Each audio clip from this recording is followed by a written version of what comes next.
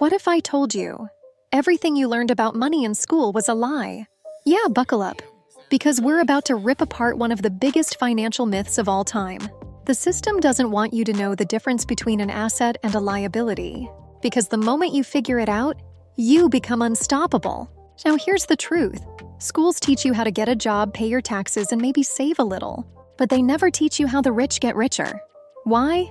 Because the rich don't play by the same rules. They understand one thing that the average person completely misses. What actually makes you rich isn't how much you earn. It's what you own. Take this in. Your house? Not always an asset. Your car? Definitely not an asset. Your college degree? Let's talk. Robert Kiyosaki, in his book Rich Dad, Poor Dad, slaps us with this bomb. An asset puts money in your pocket. A liability takes money out. Simple, brutal, true. So that fancy iPhone on credit, that gym membership you never use, that Netflix subscription you borrowed from your ex, liabilities, all of them. Meanwhile, assets are things that work for you even while you sleep. Stocks, rental properties, businesses, royalties, intellectual property. Things that pay you back. But wait, why does no one teach this?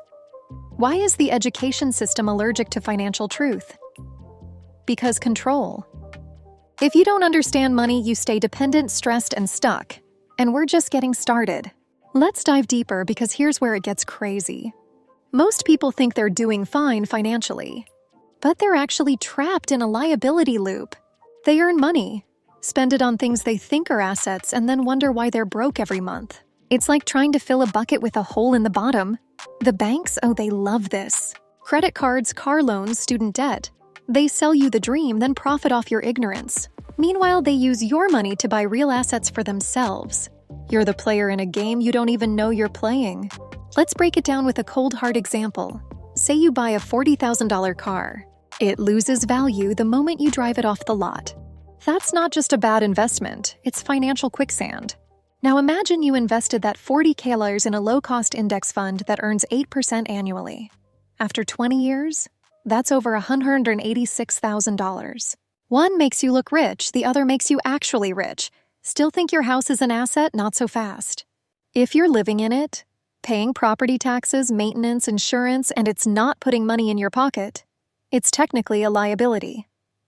Unless it's generating cash flow, it's costing you more than it's making. Mind blown, the wealthy. They buy assets first, then use the income from those assets to pay for their luxuries.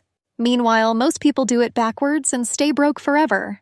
You're not broke because you don't work hard. You're broke because you were never taught the rules, but now you know. Now here's where things go. Next level. Because once you understand the difference between assets and liabilities, you start to see the entire world differently.